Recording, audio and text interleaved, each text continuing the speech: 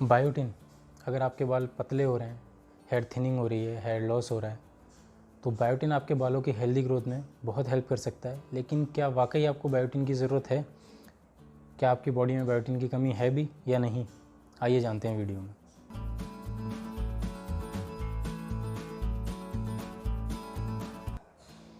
Welcome guys, मैं हूं पारस शर्मा और आप देख रहे हैं hair transplant a permanent solution. तो बायोटिन, सबसे पहले बात करते हैं बायोटिन है क्या। इसे विटामिन B7 कहा जाता है, विटामिन H कहा जाता है। ये पानी में घुल जाने वाला विटामिन है, वाटर सॉल्युबल विटामिन। अब ये करता क्या है? केराटिन, जो एक बेसिक प्रोटीन है जिससे बाल बनते हैं, ये बॉडी में केराटिन के इंफ्रास्ट्रक्चर को बेहतर बनाता है। अब बात करते हैं जेनेटिक हेयर फॉल की, जेनेटिक हेयर लॉस की। तो ये होता है DHT के लेवल्स बढ़ने की वजह से। तो इसमें आप कितना भी बायोटिन ले लो, और जिन लोगों को जेनेटिक हेयर फॉल है, उन्होंने बायोटिन लिया है, वो मुझसे रिलेट भी करेंगे कि आप कितना भी बायोटिन ले लो, इसमें जब तक आप DHT ब्लॉकर्स नहीं लोगे तब तक आपका हेयर फॉल रुकने भी वाला नहीं है। तो जब जेनेटिक हेयर फॉल आपको है, जेनेटिक हेयर लॉस आपको है, तो बायोटिन लेने से आपका हेयर फॉल नहीं रुकता है, आपको DHT ब्लॉकर्स लेने ही पड़ते हैं। फिर बात करते हैं नॉन जेनेटिक हेयर फॉल की। इसमें अगर नॉन जेनेटिक हेयर फॉल में अगर आप ये सब चीज़ें अगर ले रहे हो, इनमें से कोई भी चीज़ अगर आप अपनी डेली डाइट में ले रहे हो, तो आपको बायोटिन की कमी हो ही नहीं सकती है, क्योंकि इसकी जो डेली रिक्वायरमेंट है वो 30 माइक्रोग्राम है, और जो सबसे छोटी यूनिट है। तो इतना बायोटिन तो आपको डेली, अगर ये सब चीज़ें आपकी डाइट में शामिल हैं, तो मिल ही जाता है, आपको बायोटिन की कमी नहीं हो सकती है। लेकिन हाँ, फिर भी आपको कमी क्यों हो सकती है बायोटिन की? अगर कोई जेनेटिक कंडीशन है तो कमी हो सकती है। आपने रैपिड वेट लॉस किया है तो आपको बायोटिन की कमी हो सकती है। अगर आप मालनरिश हैं तो आपको बायोटिन की कमी हो सकती है। और सबसे ज़रूरी चीज़, अगर आपको कोई फूड एलर्जी है, अगर आपको इस तरह की फूड एलर्जी है, आप स्पेसिफिक डाइट ले रहे हो, बायोटिन नहीं ले पा रहे हो, तो आप में बायोटिन की कमी हो सकती है। और कमी होने पर होगा क्या? हेयर लॉस होगा, डेंड्रफ होगा, ड्राइनेस ऑफ हेयर, एलोपेशिया, और ये सब कंडीशंस जो आपको मैं दिखा रहा हूँ।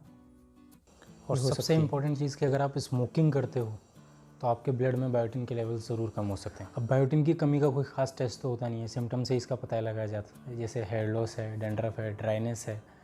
लेकिन इसके अलावा मेडलाइन प्लस पे जो स्टडी है, मैं उसका लिंक डिस्क्रिप्शन में भी शेयर करूँगा, तो आप उस पर ज़रूर देखें कि एक सबसे बड़ा जो सिम्टम है और जो सब लोग मिस करते हैं वो क्या है कि जब आपको बायोटिन की कमी होती है ना, तो आपको हेयर थिनिंग होती है, वो फ्रिक्वेंटली होती है, प्लस उसके साथ में आपका जो हेयर्स का कलर है वो फेड हो जाता है, हल्का पड़ जाता है। तो ये एक जो रीज़न है वो लोग मिस करते हैं कि जब भी आपको बायोटिन की कमी हो, बायोटिन की कमी की वजह से आपको हेयर थिनिंग है, तो आपके बालों का कलर जो है वो फेड होने लग जाता है।